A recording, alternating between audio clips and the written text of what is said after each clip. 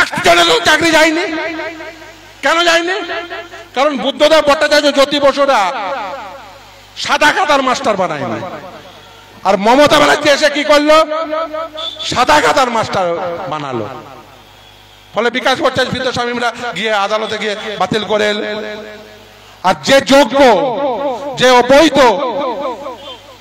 আদালত বলল তাদের তালিকা দাও। এমন অযোগ্য সরকার, কে বৈধ তার তালিকা পর্যন্ত দিতে পারলো না। ফলে আপনার ছেলেটি যে মেধাবী, যে মেধার ভিত্তিতে চাকরি পেল, তার চাকরিটাও চলে গেল। তার কারণ সরকারটা অযোগ্য। সরকার যদি অযোগ্য হয়, সরকারের মাথায় যে বসেছে তার মাথায় যদি কিছু না থাকে, তাহলে জানবেন যে সব থাকা সত্ত্বেও কিছু করা যাবে না। এক্স্যাক্টলি মমতা ব্যানার্জির আমলে সেটাই হয়েছে। কারণ সরকারের মাথায় যে বসে আছে তার মাথায় কিছু নেই, তার মাথায় শুধু একটাই ধান্দা আছে, কি করে দিল্লিতে ওই ফেস টাইমে কল করে কি করে জেল থেকে বাঁচবো, আর কি করে কালীঘাটের ওই রাস্তাগুলোর উপরে প্রপার্টি বাড়াবো। ওই এক ধান্দায় যদি সরকার চালান, তাহলে যা হওয়ার তাই হবে। কর্মচারীরা ডিএ পাচ্ছে না, বেকার যুবক চাকরি পাচ্ছে না, এখন আবার নতুন একটা স্কিম ঘোষণা করেছে। আমি এই অঞ্চলের সমস্ত বেকার ছেলে মেয়েদের বলবো, আপনারা নিশ্চিতভাবেই চাকরির পরীক্ষা দেন, সব অ্যাডমিট কার্ড ভালো করে রেখে দিন। আমি আগেও বলেছি, ও মুখ থেকে বের করেছে ভাতা, আমরা ভাতা বের করেই ছাড়বো। ভাতা যখন বলেছো, ও ভাতা তোমাকে দিয়ে যেতে হবে।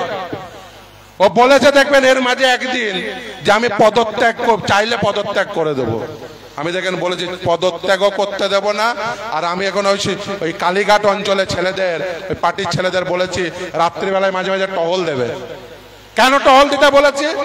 তার কারণ যে কোনো সময় ও ছেড়ে দেবা কেঁদে বাঁচি দেশত্যাগ করতে পারে।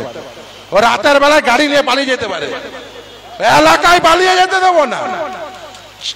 আমাদের দেশে রাইট টু রিকল নেই। ওকে 26 পর্যন্ত মানুষ ভোট দিয়েছে। 14 তলা থেকে যদি নামতে চাও, ওই গৌতম দা বলতো ঠেলে 14 তলায় উঠিয়ে দেব। 26 পর্যন্ত টার্ম তোমার পূরণ করাবো, 26-এর পরে মানুষ ডিসিশন নেবে। ওই বলেছ না সব করছে বিকাশ ভট্টাচার্য, তো মানুষ ডিসিশন নেবে, বিকাশ ভট্টাচার্য পার্টিকেই ক্ষমতায় আনবে। কিন্তু 26 পর্যন্ত যেহেতু মানুষের ভোট তুমি পেয়েছো, তাই 26 পর্যন্ত তোমাকে কি কি দিয়ে যেতে হবে। এই যে দুদিন আগে দেখবেন ডিএর মামলা হওয়ার সময় সুপ্রিম কোর্টের সামনে কি বলেছে জানেন তো? এবং আমার এক সাংবাদিক বন্ধু খুব সুন্দর লিখেছে, সুপ্রিম কোর্টে গিয়ে ইংরেজিতে বলেছে ব্যাক ব্রেকিং। তো সে তার ওই ফেসবুক ওয়ালে লিখেছে এই ব্যাক ব্রেকিং শব্দের মানে কি হতে পারে? কোমর ভাঙা, মেরুদণ্ড ভাঙা, নাকি অন্য কিছু? যারা এই অঞ্চলের ভাষাবিদ রয়েছেন তারা এই যে ব্যাক ব্রেকিং এর মানেটা ওকে একবার বুঝিয়ে দিয়েছেন। কিন্তু সরকারটার পিছনটা, সরকারটার মেরুদণ্ডটা, সরকারের কোমরটা ভেঙে গেছে, এটা খুব পরিষ্কার। বলছে 40,000 কোটি টাকা সর্বমোট ডিএতে বকেয়া হিসেবে দিতে হবে, আমার দেওয়ার ক্ষমতা নেই। মানে সরকারের এই ক্ষমতা নেই এখন। তাহলে সরকারটাকে অক্ষম বানিয়েছেন। তাহলে অক্ষম সরকার ভাতা দেবে কি করে? বলছে যে যারা যারা আমাকে টাকা দিয়েছে তাদের প্রত্যেকে ভাতা দেবো, তোমাকে ছাড়বো। আমরা বলেছি যাদের যাদের যদি ভাতা দিতে হয়, প্রতিটি যোগ্য ছেলে মেয়েকে ভাতা দিতে হবে। যাদের যাদের অ্যাডমিট কার্ড রয়েছে তারা প্রত্যেকেই যোগ্য। এই যে ধর্মঘট ডাকা হয়েছে, শ্রমিকের অধিকার বলা হচ্ছে, সেও তো শ্রম দান করতে চেয়েছিল, সেও তো যোগ্য, সেও তো চাকরি চেয়েছে, সেও তো বঞ্চিত। ও তোমাকে যারা টাকা দিয়েছে তা শুধুমাত্র তারাই বঞ্চিত, তাদেরকে টাকা দেবে, ও জিনিস হতে দেব না। ভাতা যখন মুখ থেকে বের করেছো, ও যেখান থেকে পারবো ওই ভাতা যার পেটে ভরা আছে সেখান থেকে টেনে বের করে নিয়ে আসবো। ভাতাও লাগবে, ডিএও লাগবে, আর 31শে ডিসেম্বরের মধ্যে নতুন সিলেকশন প্রসেসের বিজ্ঞপ্তি দিয়ে চাকরিও লাগবে। আর সবগুলো তোমাকে আমরা কড়াই গুন্ডায় 1, 2, 3 করে বুঝে নেব। এখন মমতা বন্দ্যোপাধ্যায়ের অবস্থা কেমন হয়েছে জানেন? দেখবেন গ্রামে কিছু লোক হয়, তারা কি করে বলুন তো? প্রচুর ধার দেনা করে। আর ধার দেনা করার পরে কি করে বলুন তো? তারা চুপচাপ বাড়ির ভিতরে চুপচাপ বসে থাকে। আর যেই পাওনাদার ডাকতে আসে তখন কি বলে? এই বলে দে বাড়িতে নেই, বলে তো, বলে দে বাড়িতে নেই। তো মমতা ব্যানার্জির অবস্থা তাই করব। এই কালীঘাটের বাড়িতে বসে থাকবে, জানলা খুলবে, দেখবে দিয়ে চাইতে লোকজন এসে হাজির। একটা জানলা খুলবে, আবার আরেকটা জানলা খুলবে, লোকে বলবে 31শে ডিসেম্বরের মধ্যে চাকরি দে, জানলা খুলবে, দেখবে চাকরি চাইতে লোক চলে এসছে। আবার আরেকটা জানলা খুলবে, বলবে পয়সা দিয়েছিলাম, আমাদের পয়সায় তো চাকরি দিয়েছিলিস, আবার তো সুপ্রিম কোর্ট বলে দিয়েছে টাকা ফেরত দিতে হবে, আমাদের টাকা ফেরত দে। আরেকটা জানলা খুলবে, সে লোক এসে হাজির।